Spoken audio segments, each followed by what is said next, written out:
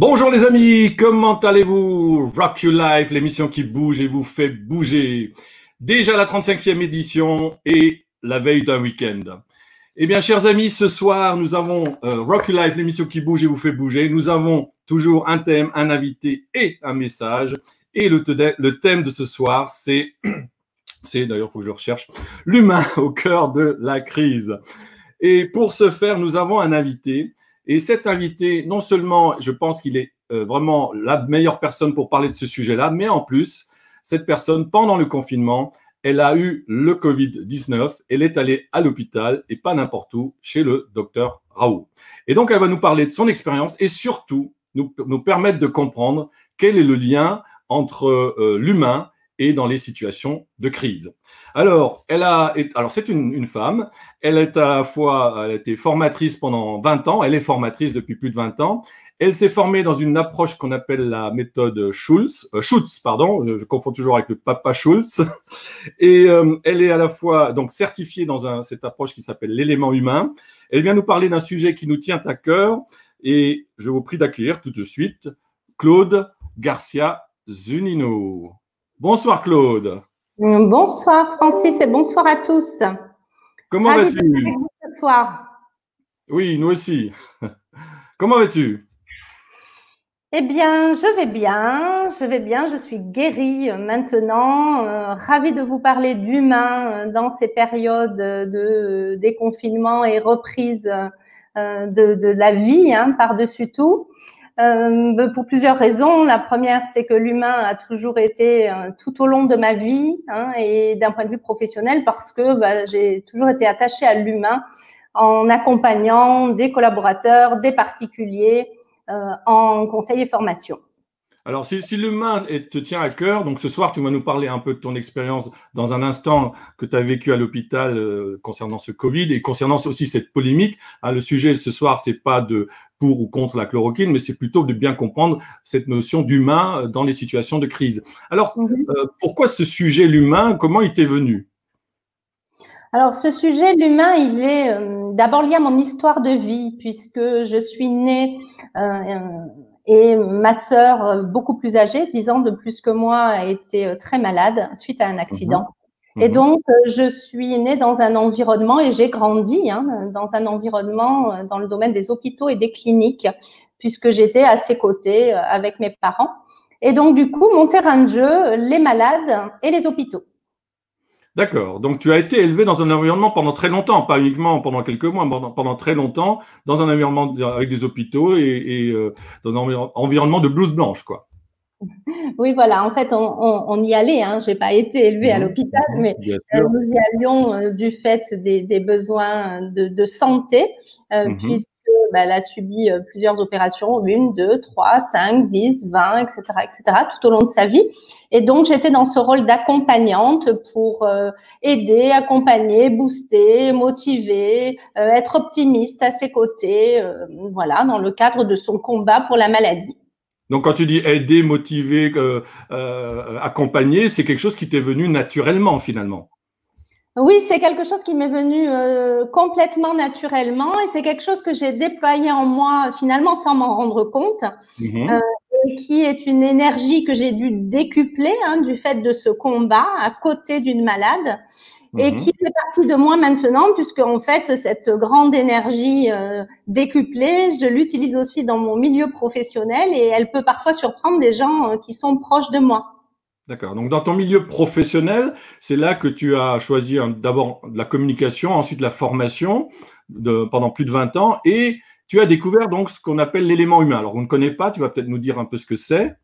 Eh bien, l'approche élément humain est une approche innovante, une approche qui a été créée par Will Schutz, psychosociologue statisticien américain, qui a toute sa vie en fait observé toutes les méthodes au monde, regardé, observé et a construit sa propre méthode.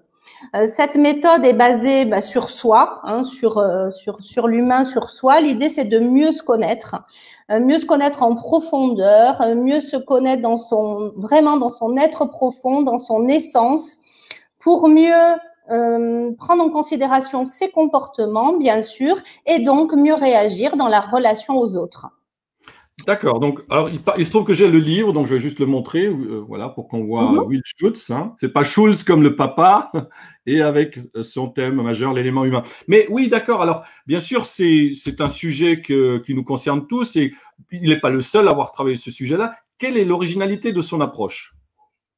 Ben, son approche, en fait, est une approche sur le leadership. Et cette approche sur le leadership, en fait, permet de travailler sur soi pour se transformer. Alors, se transformer, bien sûr, je parle pour les particuliers qui nous suivent aujourd'hui, c'est-à-dire prendre conscience de ce qu'on fait, qui on est, où on en est aussi, de sa vie, de son histoire de vie, et puis se transformer vers où je veux aller, quels sont mes objectifs et quels sont mes challenges de vie, par exemple à titre personnel. Et pour des entreprises, c'est arriver à transformer les hommes et les femmes pour avoir beaucoup plus de performances collectives en équipe, et tout cela, bien sûr, dans un environnement plus humaniste. En résumé, c'est mettre l'humain vraiment au cœur de l'organisation, mais vraiment, en fait. Alors, en feuilletant le livre, j'ai redécouvert cette citation de Lee Iacocca, de l'ancien PDG de Chrysler, qui disait « Toutes les opérations dans le monde des affaires peuvent être réduites à 3 mots, personne, produit, profit. Et les personnes viennent en premier. » Donc, c'est bien ça, ta thèse, ce que tu défends. Exactement. C'est l'humain en priorité. D'accord. Alors, l'humain en priorité, on l'a bien vu dans la situation du confinement et du Covid-19. On a bien vu que tout d'un coup, l'économie s'est écroulée et enfin, on a mis au centre l'humain. Et donc, toi-même, tu as vécu dans cette situation-là, cette expérience, malgré toi. Hein, et là, tu vas peut-être nous donner ton regard ou ton expérience. Eh bien, oui, j'ai été malade pendant ce confinement, au tout début, en fait, du confinement, très vite. Et comme j'ai eu des antécédents de pneumopathie, j'étais très alerte par rapport au virus. Et très vite, j'ai souhaité me faire tester. Donc, j'ai été à Marseille, me faire tester dans les services du professeur Raoult. Voilà. Le lendemain, testé positive. Et je me suis sentie vraiment très, très mal. Extrêmement fatiguée, essoufflée, vraiment avec une difficulté respiratoire. Donc, le lendemain, j'ai eu un rendez-vous pour faire des examens. Et puis, j'ai été reçue. Alors, j'ai fait tous les examens, voilà, de manière très organisée, constante, électrocardiogramme, analyse de sang, test nasal, etc., etc. Et juste, en fait, le service pour le scanner pneumo au niveau pneumologie, voilà, s'est arrêté. Donc, j'ai pas pu passer le scanner ce soir-là. Et le médecin qui m'a reçu m'a trouvé tellement mal. Donc, il m'a dit, vaut mieux que vous restiez là, parce que j'habite quand même à 45 km. Puis demain matin, vous passez le scanner, vous prenez le traitement, puis vous rentrez chez vous. En fonction de vos choix, bien sûr. Alors, le traitement, c'est la chloroquine? C'est non? Exactement, dont on a tant parlé. Donc, il se trouve que moi, je suis restée une première nuit à l'hôpital. Le scanner n'était pas très bon, avec beaucoup de foyers infectieux. Et du coup, eh bien, ils m'ont invitée à rester plus longtemps à l'hôpital. Et c'est ce que j'ai fait avec, tout de suite, en discutant avec le médecin, cette problématique de est-ce que je prends le traitement ou pas, avec tout ce qu'on entendait de discussions controversées par tous les experts, etc. Et donc, le soir, j'ai appelé ma cousine cardiologue à Montpellier pour lui demander un avis. Et elle m'a dit, Claude, je suis cardiologue, j'ai à disposition à la maison de la chloroquine pour mon mari, pour moi, pour mon fils, si il nous arrive un souci. J'ai aussi appelé mon oncle médecin à Lyon pour avoir un deuxième avis. Et il m'a dit la même chose, la chloroquine, on en donne de tout temps. On en a prescrit énormément pour des gens qui partaient à l'étranger, voilà, notamment en Inde, etc. Donc, moi, je te conseille de la prendre. Et donc, j'ai réfléchi cette nuit-là. Le lendemain matin, j'ai commencé à énormément tousser. On aurait dit une tuberculeuse. Et donc là, mon choix a été vite fait. Et après le scanner, j'ai pris le traitement. Et à partir de là, j'ai vraiment ressenti très vite un apaisement. C'est-à-dire, j'ai plus du tout toussé. Et très vite, une charge virale qui a baissé. Je me suis sentie nettement mieux au niveau de mon corps. Alors, donc là, tu nous partages cette expérience comme quoi, sur toi, la chloroquine a eu des effets bénéfiques. Et pourtant, il y a toute cette polémique. Alors, pourquoi toi qui vis à ce moment-là, tu prends toi-même la décision si c'est oui ou non? Hein. Oui. C'est toi qui prends cette décision, puisque dans le sujet ce soir, c'est au cœur de la crise, hein, c'est l'humain, et c'est toi qui peux prendre cette décision. Alors qu'il y a le gouvernement ou le conseil scientifique qui, certains jours, disaient oui, d'autres jours non. Enfin, c'était pas très clair, ou certains médecins ou spécialistes disaient oui et d'autres non. Alors pourquoi eux, ils ont cet avis qui n'est pas forcément aussi clair que le tien?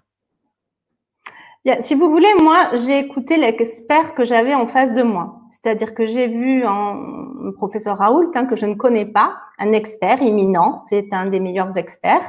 J'ai entendu tout ce qu'il a pu dire et j'ai eu confiance en cet homme de par son discours, donc de par le contenu. Ça, c'est le premier point. Le deuxième, en arrivant à la Timone, j'ai vu face à moi une organisation extraordinaire, c'est-à-dire avec des équipes vraiment à fond, une organisation d'experts, un box, un objectif, avec des examens approfondis. Et ça, j'ai été, mais pourtant, je suis souvent dans le monde de l'entreprise, mais j'ai été bluffée par l'organisation mise en place par les services à la Timone. Donc, tout ça m'a donné confiance. Ce qui est aussi important, c'est que quand on est malade, on agit. Hein. La maladie égale action. Et donc, dans l'action, c'est je fais des choix avec tout le côté émotionnel pour pouvoir agir. Et là, compte tenu de mes antécédents, j'ai choisi d'agir et donc de me soigner. Ça, c'est important. Et ce qu'il a dit aussi, hein, c'est bon de le rappeler parce que tout le monde ne l'avait pas intégré de la sorte, c'était qu'il fallait traiter au début de la maladie. Voilà, j'ai des gens autour de moi qui ont été malades, qui ont fait le test, mais qui n'ont pas été traités parce que c'était 15 jours après la maladie, donc c'était trop tard. Moi, ça a été pris au bon moment. Donc, en fait, tous les éléments étaient reliés pour que je puisse le prendre. Et là, nous avons une petite coupure, un petit arrêt. Ah, ça va. Allô? Oui, ça y est, une petite coupure. Oui, nous avions perdu Francis. Voilà. C'était ça à l'écran. Moi, je t'avais perdu aussi. Ok. Allez. Alors, tu étais lancé dans l'expliquer, en train d'expliquer avec les experts que tu avais en face de toi. Oui, puis je disais que ce qui est important. Il fallait faire un choix. Tu étais dans l'émotionnel. Oui, dans l'action, voilà, quand on est malade, la maladie, c'est action. Ça, c'est important. C'est-à-dire, c'est humain, hein, pour le coup. C'est-à-dire que nous réagissons par rapport à ça pour vivre, pour se soigner, pour guérir, etc., etc. Et puis, l'action, ça veut dire quelque part guérison. Et donc, du coup, bah, j'étais dans ce cheminement-là pour aller mieux et guérir. D'accord. Oui, action, tu dis, on est dans l'action pour guérir, sauf que ça veut dire faire un choix. Ce que tu as fait, c'est je prends cette chloroquine ou je la prends pas. Toi, tu le vivais, donc forcément, tu étais au cœur du sujet et de l'humain, puisque tu devais faire un choix te concernant. Alors que les politiques ou les médecins du conseil scientifique, eux, ils sont pas concernés immédiatement, comme toi, tu l'étais. Oui, mais c'est toute la problématique. C'est-à-dire quand on est au cœur de l'action et de la maladie, eh bien du coup, on va réagir aussi avec son émotionnel, avec son cœur, hein, pour agir. Et donc, on a un angle de vue qui est complètement différent. Alors que quand on est en dehors, hein, on regarde en fait la maladie de loin. Et du coup, on a une perception qui est complètement différente. On peut écouter à droite, à gauche, voir les études, etc., se faire sa propre opinion, mais c'est pas sur soi et il n'y a pas en fait d'enjeu émotionnel. Donc, l'angle de vue est complètement différent. Oui, alors tu dis une chose intéressante, il y a l'enjeu émotionnel qui n'est pas là, l'angle émotionnel, et en même temps, on sait très bien que tout médicament, il y a un rapport bénéfice et puis inconvénient.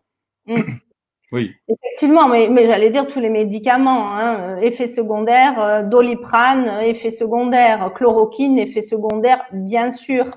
Une opération de l'appendicite, il y a des risques. Une opération cardiaque, il y a des risques aussi. Voilà, ça, je pense que. Oui, alors ce que je veux dire, c'est que les scientifiques, le conseil scientifique, ils prennent une décision en fonction de ce rapport bénéfice-risque.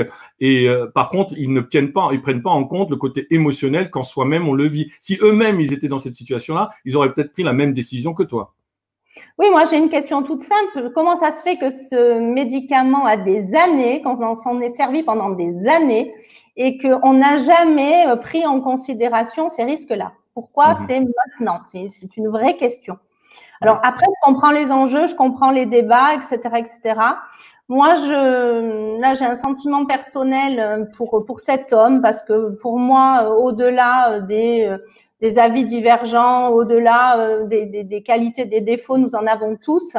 Mais pour moi, le docteur Raoul est un être profondément humain. En tant que médecin, il a soigné et toute l'équipe à la Timone ont soigné, ont testé des 600, 800 personnes par jour et ont mis en œuvre une mécanique, une organisation pour soigner les gens. Et pour moi, ça, c'est plus important. Pour moi, c'est mettre l'humain et les Français au cœur de l'organisation et au cœur de la vie, quoi.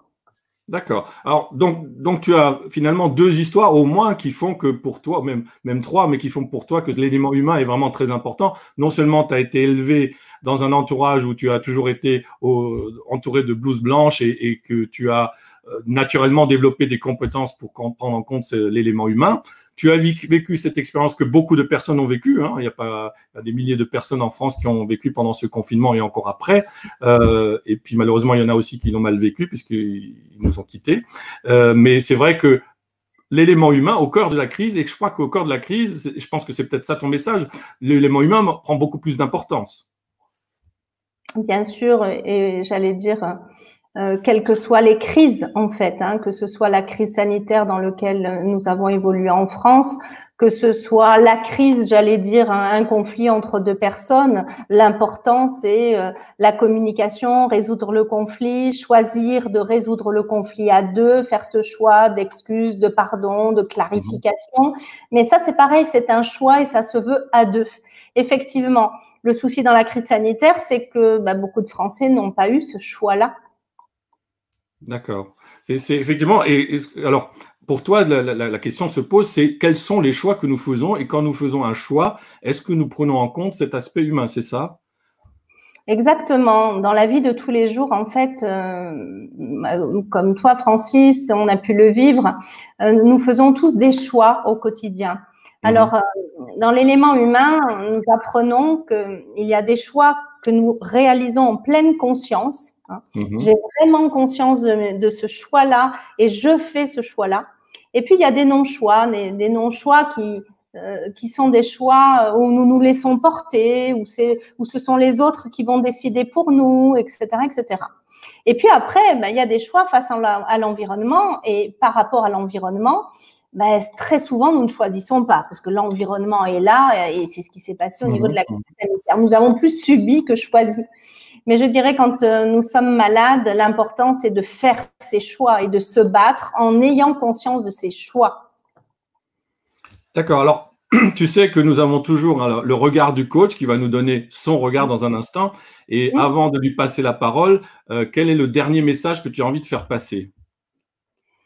Alors moi, je voudrais faire passer vraiment la lueur d'espoir à tous les niveaux, c'est-à-dire que au niveau des accompagnants, si vous êtes accompagnant d'une personne malade dans votre vie, ce qui est important, c'est vraiment cette énergie que vous allez déployer, l'énergie pour se battre avec elle, pour dynamiser, accompagner, aider, etc., etc. Parce que c'est important dans la maladie d'avoir cet optimisme et d'être bien entouré. Donc ça, c'est vraiment pour les accompagnants. Il faut toujours y aller et y aller avec joie et remonter le moral des troupes et des malades.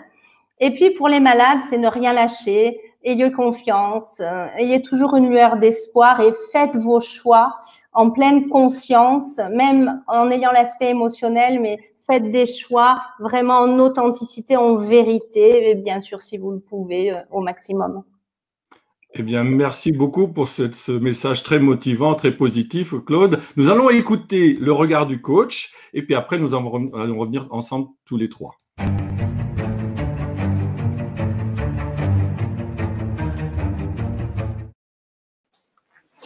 Bonjour à tous.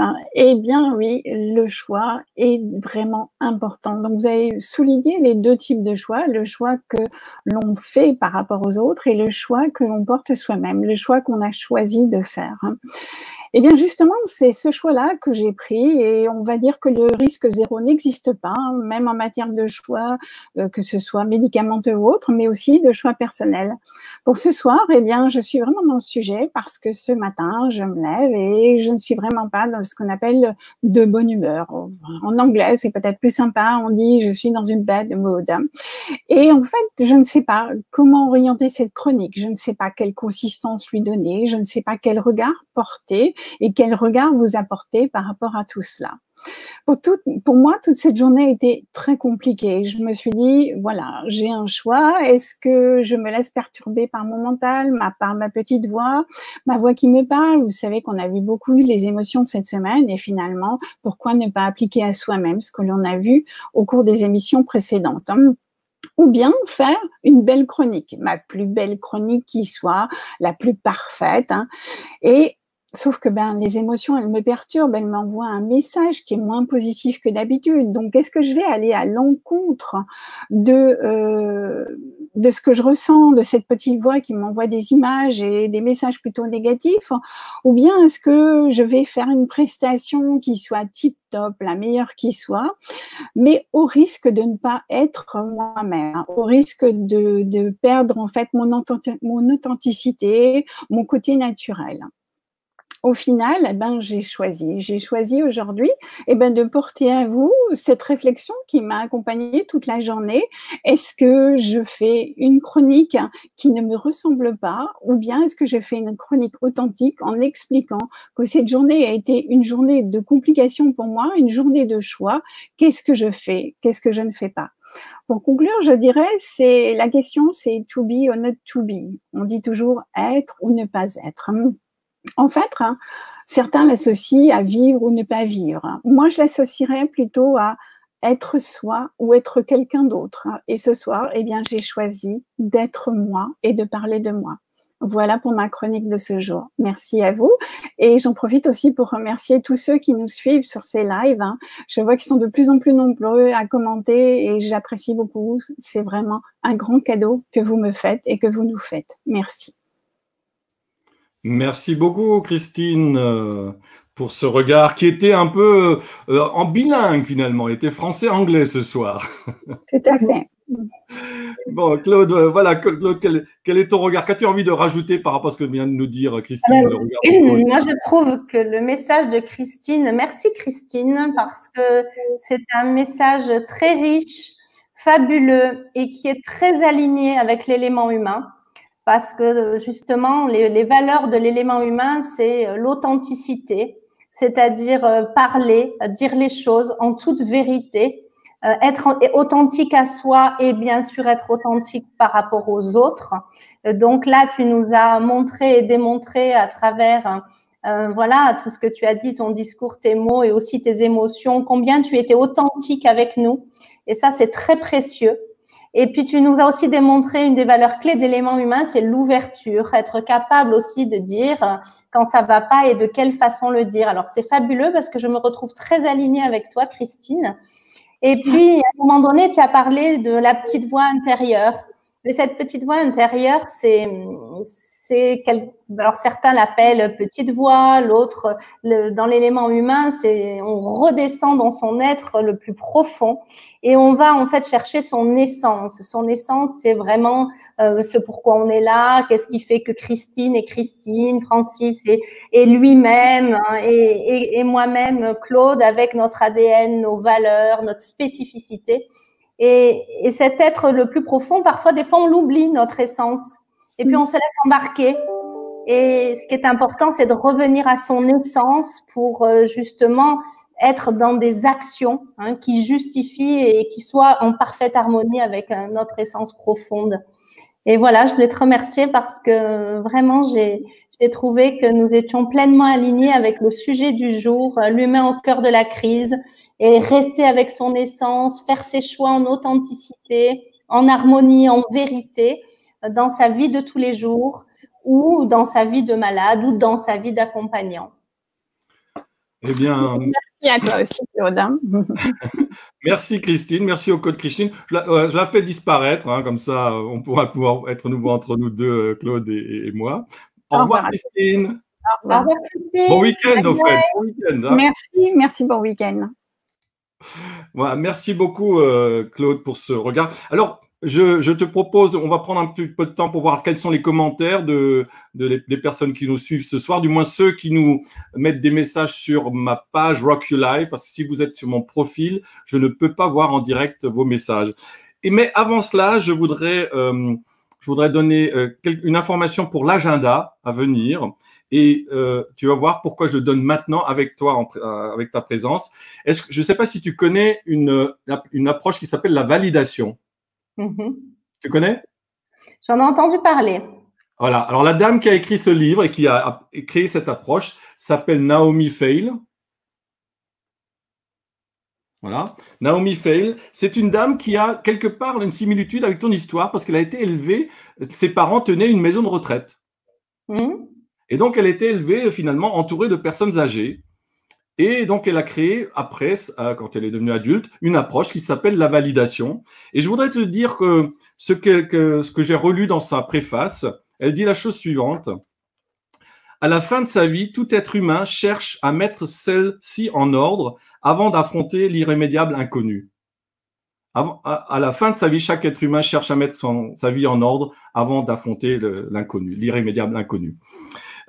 Alors, pourquoi je donne cette citation? Parce que je veux aussi mettre les choses en ordre et je vais bientôt terminer ce live et il va se terminer le 26 juin. Donc, il y a quand même encore 3 semaines, mais je voulais l'annoncer ce soir. Je pense que c'était de circonstance. Et donc, le 50e live, ce sera le 26 juin. Ça veut dire qu'il nous reste encore une quinzaine de lives et il y a déjà des invités de prévus, de planifiés.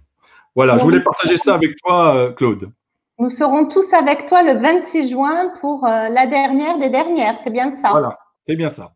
Voilà, nous allons regarder un peu les messages de ceux qui nous suivent. Il y a Déborah qui nous fait un petit coucou, Linda, voilà, Martine, Sylvie. Tout ça, c'est des habitués qui nous suivent tous les jours. Trop contente, c'était pas prévu. Je peux enfin y assister au live. Voilà, il y en a qui le regardent en replay. Elle a noté le livre, voilà, donc de Schutz, pas de Schulz. Voilà. Bonjour Claude, ravi de vous écouter. Ben voilà, Angélie, je ne connais pas. Rosemary qui nous fait coucou. Rosemary 6, voilà. Angélie, encore elle. Expérience très intéressante par rapport à tout ce qui a été dit concernant ce traitement. Voilà, donc c'est pour ça c'est important de partager ses expériences, chacun son expérience. Ravi de retrouver ce partage de Claude. Je crois que Sylvie t'a déjà suivi, me semble. D'ailleurs, elle nous fait un long commentaire ici. Je suis tout à fait d'accord pour être moi-même en rémission. Il est vrai qu'après la maladie, on obtient une perception différente. En fait, c'est une force et quelque part une de bien des possibilités d'aller à la découverte de son intérieur. Voilà. Rosemary qui nous dit « J'ai pris pendant des années de la Nivaquine qui est dans la même famille médicamenteuse en prévention contre le paludisme. » Voilà, sans conséquence. Voilà. OK. Voilà. Alors, voilà, ce petit… Rosemary, l'habitué, combat la maladie ou mobiliser ses capacités de guérison, l'approche ne me semble pas être la même. Oui, peut-être ça nécessite à être développé. Voilà, encore Sylvie qui nous fait… Je reste persuadée que combattre la maladie, bien sûr, ça fait appel à son énergie, mais ça fait aussi appel à son essence, son être le plus profond, pour aller chercher, à travers son essence, des ressources fortes et incommensurables. Et… voilà. Alors après, bien évidemment, il y a des degrés dans la souffrance et la maladie qui ne sont pas du même ordre, bien évidemment. Très bien. Merci pour ce commentaire. Sylvie, encore un commentaire. En fait, pour ma part, j'ai observé que le développement personnel, toute épreuve, maladie, deuil, émotion, nous aide à compléter le manque que l'on a manqué dans l'éducation. Oui. Voilà. Voilà. Merci à Christine. Voilà. Tu es une pépite. Voilà. La vie est un choix, effectivement. Être soi, c'est génial. Voilà, toi aussi, tu nous fais un beau cadeau. Tu es magnifique. Alors, je ne sais plus à qui s'est adressé, à tout le monde. Allez, on prend pour tout le monde. Affirmation de soi. OK, Christine. Pour Christine, Einstein a dit « En plein cœur de toute difficulté se cache une possibilité. » Voilà. OK. Allez, on va terminer. Faites ses choix en harmonie avec soi-même. Et Francis, quelle fabuleuse évolution cette émission. Merci à vous deux. C'est vrai que ça a évolué depuis le début. Merci de suivre pratiquement depuis le début, Sylvie. Sibylle, être soi et aligné dans notre mission de vie. Voilà. Il y a 2 Rosemary. Oui, c'est vrai, il y en a 2 ce soir. Voilà. Nous terminons sur ces messages. Eh bien, merci beaucoup, Claude, d'avoir accepté cette invitation et de nous avoir partagé ton expérience au cœur de l'humain dans des situations de crise. Donc, merci beaucoup, Claude. Je vous donne rendez-vous, nous vous donnons rendez-vous la semaine prochaine, à nouveau, lundi soir, 17h37. J'aurai un invité, Fabien Ball, et le thème « Pourquoi pointons-nous du doigt les autres ?» En d'autres termes, pourquoi nous ne respectons pas les règles alors que nous voulons que les autres les respectent. Peut-être un vaste sujet. Voilà, donc je vous donne rendez-vous à demain, pas demain, pardon, ce week-end. Je vous souhaite un bon week-end et je vous donne rendez-vous à lundi 17h37. Bonne soirée, au revoir, je vous embrasse. Merci à tous. Au revoir, Claude. Bye bye. Bye.